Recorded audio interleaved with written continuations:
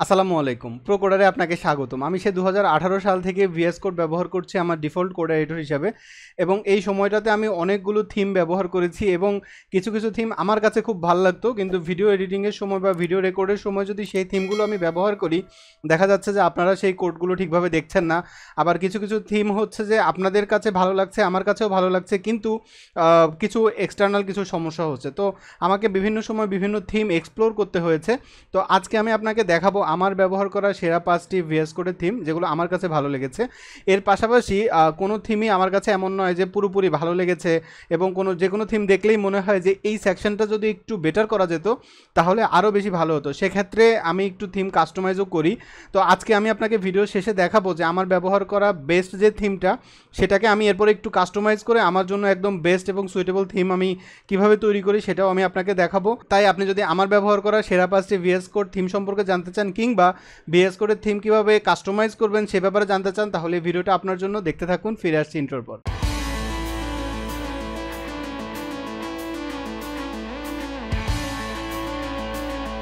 শুরু করার আগে একটা রিকোয়েস্ট, যদি আপনি এখনও প্রোকোডারকে সাবস্ক্রাইব না করে থাকেন তাহলে please click the subscribe button এবং পাশে আসা বেল বাটনে ক্লিক করে রাখবেন, যাতে যখনই আমি নতুন কোনো ভিডিও দিই সবার আগে আপনি দেখতে পান।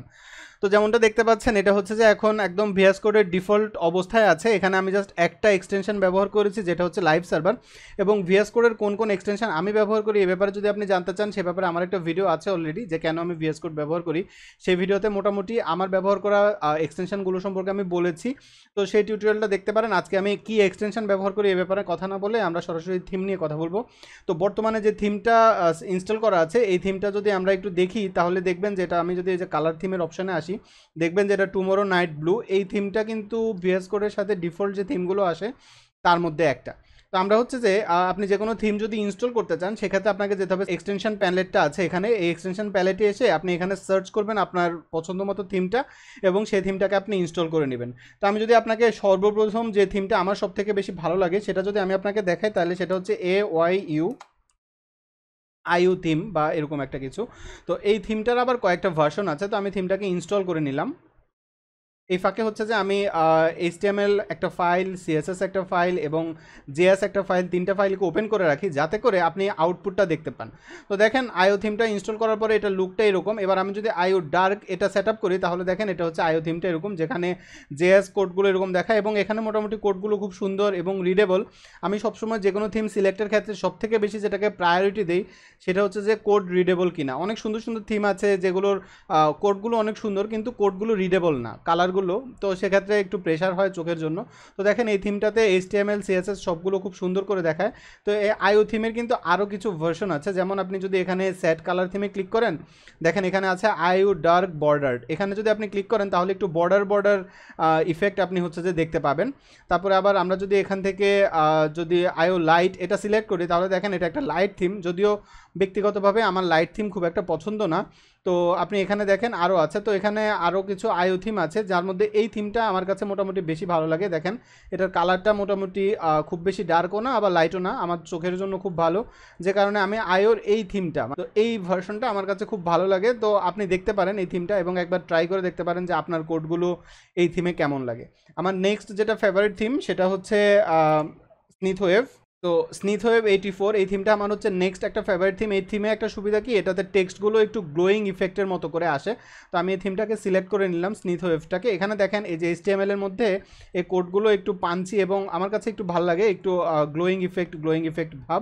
এবং এই থিমটাতেও দেখেন কালারগুলো খুবই সুন্দর এবং আমার কাছে ব্যক্তিগতভাবে কোডিংয়ে একটু পার্পল কালার দেখতে ভালো লাগে। তো সেক্ষেত্রে দেখেন পার্পল এবং পেস্ট এই দুইটা কালারই আমার খুব ভালো লাগে। তো দুইটা কালারের মিশ্রণে এই থিমটা, এবং এই থিমটা আমার কাছে খুব সুন্দর লাগে এইচটিএমএল সিএসএস মিলায়। দেখেন এইচটিএমএল পার্টে প্রত্যেকটা জিনিস, সিএসএস এবং জাভাস্ক্রিপ্ট প্রত্যেক জায়গাতে, ইভেন পিএইচপিতেও কোডগুলো খুবই রিডেবল, যে কারণে আমার কাছে এই থিমটা খুব ভালো লাগে। তো আপনার কাছে কোন থিম ভালো লাগে সেটাও কমেন্টে আমাকে জানাতে পারেন, বা তাতে আমার এবং কমিউনিটি দুজনেরই খুব ভালো লাগবে।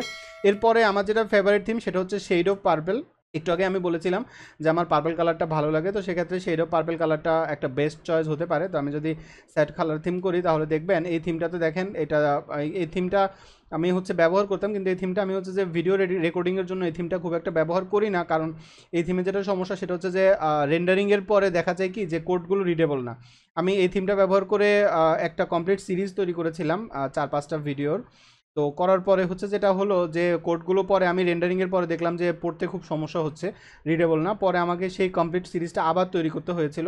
তো ব্যক্তিগতভাবে আমার এটা ভালো লাগে এবং মাঝে মধ্যে আমি এটা ব্যবহার করি, কিন্তু আমি হচ্ছে এই থিমটা রেকর্ডিংয়ের জন্য ব্যবহার করি না ইদানিং, কারণ আমার কাছে মনে হয় রেকর্ডিংয়ের জন্য এই থিমটা ব্যবহার করলে ভালো না। তো আপনার স্ক্রিনে আপনি একবার ট্রাই করে দেখতে পারেন যে এই থিমটা আপনার কাছে কেমন লাগে। হ্যাঁ, তো নেক্সট যেটা ফেভারিট থিম সেটা হচ্ছে যে নাইট আউল, যেটা আমার মনে হয় যে সব থেকে বেশি মানুষ ব্যবহার করে এই থিমটা, মানে অনেক বেশি মানুষ আমি দেখেছি যারা হচ্ছে যে কোডিং শেয়ার করে বা বিভিন্ন সময় কোডের স্নিপিট শেয়ার করে, তাদের অনেকেরকেই আমি দেখেছি যে নাইট আউল থিমটা ব্যবহার করতে। তো আমার কাছে এই থিমটা খুব ভালো লাগে এবং প্রথম দিকে আমার কাছে খুব ভালো লাগতো, ইদানিং হচ্ছে যে একটু কালারগুলো একটু ডাল ডাল মনে হয় বা আমার কাছে এখন আর মানে অত ভালো লাগে না। নর্মাল একটা থিম, চাইলে আপনি ব্যবহার করতে পারেন। এরপরে আমি আপনাকে যে থিমটা দেখাবো সেটা হচ্ছে ড্রাকুলা অফিসিয়াল, এবং এই থিমটা আমি সব থেকে বেশি টাইম ধরে ব্যবহার করেছি। ইভেন আপনারাও আমার চ্যানেলের সাথে কন্টিনিউ করলে দেখবেন যে এই থিমটা আমি সব থেকে বেশি ব্যবহার করেছি আমার রেকর্ডিংয়ের ক্ষেত্রে। এই থিমটাও আমার খুব ভালো লাগে এবং আপনারা হয়তো খেয়াল করেছেন যে আমার ম্যাক্সিমাম পছন্দের থিমের মধ্যে পার্পল একটা ব্যাপার আছে। আমি আগেও বলেছি যে আমার পার্পল কালারটা ভালো লাগে, যে কারণে এই থিমটাও আমি প্রচুর ব্যবহার করেছি। এবং ইভেন এখনও আমি মাঝের মধ্যে যেমন হয় যে অনেক দিন ধরে কোড করছি, তো কোড করতে করতে দেখা যাচ্ছে যে মাঝে মধ্যে মনে হয় যে কোডের এক্সপিরিয়েন্সটা বা এনভায়রনমেন্টটা একটু চেঞ্জ করলে ভালো লাগবে। তো তখন হচ্ছে যে আমি এই থিমটাকে আমার ব্যবহার করি আমার প্রজেক্টে। আর সব থেকে বেশি ব্যবহার করি এখন আমি যে থিমটা সেটা হচ্ছে অ্যান্ড্রোমিডা। তো এই থিমটা বর্তমানে আমি সব থেকে বেশি ব্যবহার করছি এবং আমার রিসেন্ট যত ভিডিও দেখেন প্রায় সব ভিডিওতে আপনি ডেফিনেটলি এই থিমটা দেখেছেন। তো এই থিমটা আমি হচ্ছে যে বর্তমানে সব থেকে বেশি ব্যবহার করি। যে এই থিমটা ব্যবহারের একটা বড় কারণ হচ্ছে এই থিম দিয়ে যদি আমি কিছু রেকর্ড করি, কোডগুলো আপনাদের জন্য পড়তে অনেক সুবিধা হয়, পাশাপাশি আমারও কোডগুলো দেখতে অনেক সুবিধা হয়। আর এই থিমের হচ্ছে যে HTML CSS JavaScript even PHP প্রত্যেকটা জায়গাতে কোডগুলো খুব সুন্দর করে দেখায়, যে কারণে আমি হচ্ছে এই থিমটা ব্যবহার করি। তো এই থিমের মূল ব্যাপারগুলো এটা সিলেক্ট করার সবথেকে বড় কারণ হচ্ছে কোডের রিডেবিলিটি। কিন্তু এই থিমের কিছু প্রবলেম আছে, যেমন এই থিমে দেখেন যে এটা হচ্ছে আমার একটা এরিয়া, এটা একটা এরিয়া, এটা একটা এরিয়া, প্রত্যেকটা এরিয়ার কালার একই রকম। ইভেন আমি যদি টার্মিনাল ওপেন করি তো দেখেন টার্মিনালে আসলেও আমার কালারের কোনো সেপারেশন নাই, যে কারণে এই থিমটা ব্যবহার করা আমার জন্য একটু মানে এই জায়গাটাতে একটু সমস্যা মনে হয়েছে। এবং তখন আমার প্রথমবারের মতো মনে হয়েছে যদি আমি থিমের অ্যাক্সেসটা পেতাম যে স্টাইলগুলো ডিজাইন করার, তাহলে আমি অবশ্যই এই থিমটার স্টাইলগুলো চেঞ্জ করে টেক্সটের কালারগুলো ঠিক রাখতাম। ইভেন এই কমেন্টটা যেটা হচ্ছে যে নর্মালি ঠিক আছে, কিন্তু রেকর্ডিংয়ের জন্য এই কমেন্টের কালারটা আমার কাছে ভালো লাগে না। আমার কাছে মনে হয় যে কমেন্টের কালারটা যদি আমি একটু চেঞ্জ করতে পারতাম বা তাহলে ভালো লাগতো, এবং হচ্ছে যে কালারগুলো যদি আমি একটু চেঞ্জ করতে পারতাম তাহলে আমার ভালো লাগতো। যে কারণে আমি হচ্ছে যে এই থিমের মধ্যে একটু কালার চেঞ্জ করি যাতে করে আমার ভালো লাগে। তো এইটা করার জন্য আমি যেটা করি সেটা হচ্ছে যে আপনিও যদি চান যে আপনার থিমের কালার চেঞ্জ করতে বা আপনি আপনার থিমে যদি কোনো কাস্টমাইজেশন চান, সেক্ষেত্রে আপনি যাবেন হচ্ছে সেটিংস থেকে সেটিংস। তো সেটিংসে আসার পর এখান থেকে হচ্ছে যে আমার মূলত যেতে হবে হচ্ছে settings.json যে ফাইলটা সেটা ওপেন করতে হবে। তো দেখেন আমি যে এখানে PHP তে ক্লিক করলাম, দেখেন এডিট ইন settings.json, আবার npm এ ক্লিক করলে এখানেও দেখেন এডিট ইন settings.json। এছাড়া আপনি এখানে সার্চও করতে পারেন settings.json এই ফাইলটাতে। তো আমি এখানে ক্লিক করলাম, ক্লিক করলে আমরা হচ্ছে যে এই যে এখানে চলে আসলাম। তো এখানে আসার পরে দেখেন এখানে হচ্ছে যে এদের যে সেটিংসগুলো থাকে ডিফল্ট সেটিংস, এগুলো এখান থেকে আপনি চাইলেই চেঞ্জ করতে পারবেন। যেমন দেখেন এখানে আমার হচ্ছে যে theme colour Andromeda npm exclusive যেটা আসলো, তো এগুলো কোনো ব্যাপার না। তো আপনি হচ্ছে যে এগুলো প্রত্যেকটা এখান থেকে সেটিংসগুলো চেঞ্জ করতে পারবেন। তো এখন আমরা হচ্ছে এই জায়গাটাতে এসে আমাদের থিমের যে কাস্টমাইজেশনটা আমরা চাই সেটা আমরা করতে পারি। তো থিমের যদি আপনি কোনো কিছু কাস্টমাইজ করতে চান তাহলে আপনাকে ওয়ার্ক ব্রাঞ্চ কালার কাস্টমাইজেশন এটা নিতে হবে। তো আমরা এখানে একটা কমা দিলাম, কমা দিয়ে আমরা এখানে নিব হচ্ছে ডবল কোটেশনের ভিতরে লিখবো হচ্ছে ওয়ার্ক বেঞ্চ কালার কাস্টমাইজেশন। তো কালার কাস্টমাইজেশনের এখানে এসে আপনাকে এবার হচ্ছে যে কার্লি ব্রেসেসটা দিতে হবে। তো আমরা প্রথমে চেঞ্জ করব এডিটর গ্রুপের যে হেডার সেটার ব্যাকগ্রাউন্ড। তো আমরা ডবল কোটেশনের ভিতর লিখবো হচ্ছে editor group header background tab background. তো এখানে মনে করেন আমরা এটা দিলাম, তো দিলে দেখেন এই যে এখানকার কালারটা রেড হয়ে গেছে।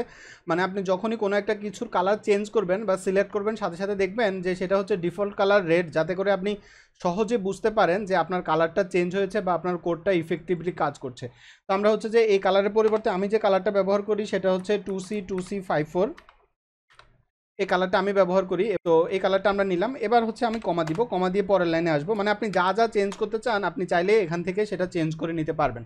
তো মনে করেন আমি অ্যাক্টিভিটি বারের ব্যাকগ্রাউন্ড কালারটা চেঞ্জ করতে চাচ্ছি, তো সেটা করার জন্য আমরা এখানে লিখবো অ্যাক্টিভিটি বার ব্যাকগ্রাউন্ড, এটা ব্যাকগ্রাউন্ড কালার আমরা দিলাম রেড। এবার দেখেন এই যে এটা, তো এই কালারটাকে এখন আপনি যদি চেঞ্জ করতে চান, আমি যে কালারটা ব্যবহার করি সেটা হচ্ছে 141412, 2 তো সেভ করলাম। এবার দেখেন আমার এই যে এখন এখানে কালারের একটা সেপারেশন তৈরি হলো।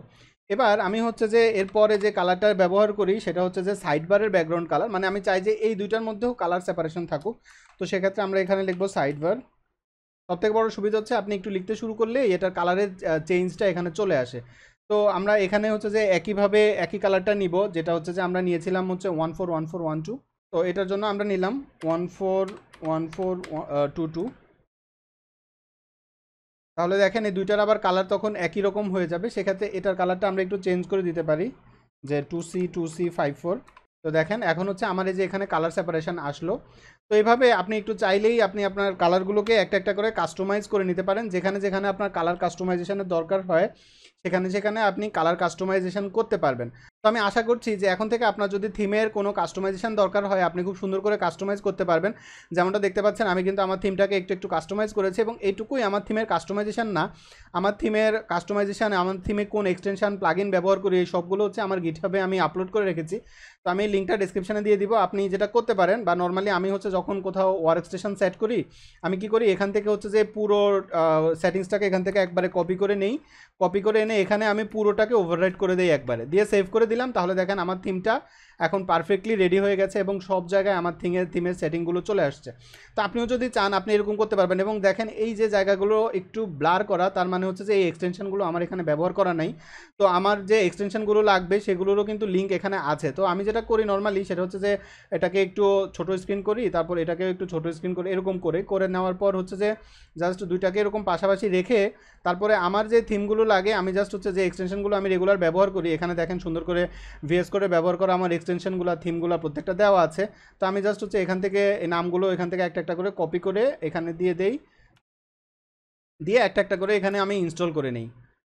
হ্যাঁ, তো নিলেই হচ্ছে যে দেখা যাচ্ছে আমার সর্বোচ্চ 5-7 মিনিটের মধ্যে আমার কমপ্লিট ভিএস কোডের সেটআপটা হয়ে যায়। সেক্ষেত্রে আমি কোন মার্কআপে আছি বা কোন ওএসে আছি, আমার ল্যাপটপে আছি না ডেস্কটপে আছি, এটা কোনো ব্যাপার না। অল্প কিছু সময়ের মধ্যে আমার কমপ্লিট ভিএস কোডের সেটআপটা হয়ে যায়।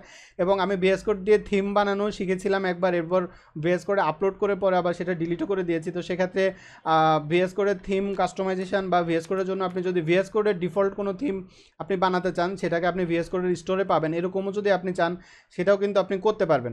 তো এটা কোনো ব্যাপার না। আমি আশা করছি ভিডিওটা আপনার জন্য উপকারী হয়েছে, এবং এখন থেকে আপনিও যদি চান আপনার থিমটাকে আপনি একটু কাস্টমাইজ করতে পারবেন। পাশাপাশি আপনার পছন্দের কোন থিমটা আপনি সবথেকে বেশি ব্যবহার করেন সেটা আমাকে কমেন্টে জানাতে পারেন। জানালে হচ্ছে যে আমি একটু চেক করব আপনার ব্যবহার করা থিমটা কেমন।